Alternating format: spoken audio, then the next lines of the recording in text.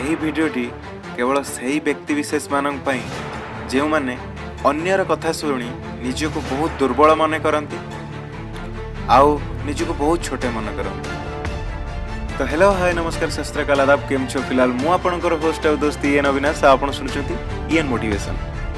आज motivation T बहुत interesting विषय वस्तु ऊपर अच्छी देन वीडियोटी को स्किप न करी शेष जाए देखा मोर अनुरोध। आ जदि वीडियोटी भल लगे ताहले like comment share and subscribe करने जमे भी भूलिबेनी। ताहले आसंतु स्टार्ट करिबा आज मोटिवेशन। तमे सतरे गोटे बहुत अनन्य मनीष आ तुमको कौन से किसी फरक पड़ा कथा नुह कि तुम विषय किए कौन भावुची आउ किए कौन कहूची। लोकों काम है कहवा आउ छोट नजर रे देखिबा आउ निजे बाहा बाहा नवा। तुमे केवल निज जीवनर लक्ष्य उपर ध्यान दियो आउ जो माने भल लोक से भल लोकों सांगरे रुह जे जीवन रे आगो किछि करिबा पई इच्छा रखुछन।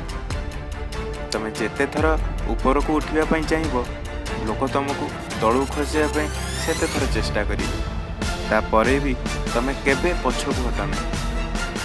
किए जदि तुम सुंदरता उपर किसी कहूँ ताहले ताको पर्सनाल नियने आउ जदि किए तुम पर्सनालिटी उपर भी किसी कहूँ ताहले ताको बिल्कुल शुण ही ना।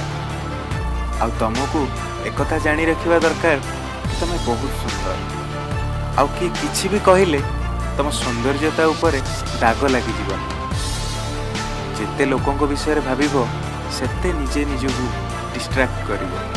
बस नीरवतार सह निज रास्ता रे चल कहीं ना एटी स्वार्थवादी पाखरे हजारे बाहन आउ दायित्ववादी पाखरे केवल गोटाए कि से दायित्व को केमिति सुचारू रूपे तुलेइबे।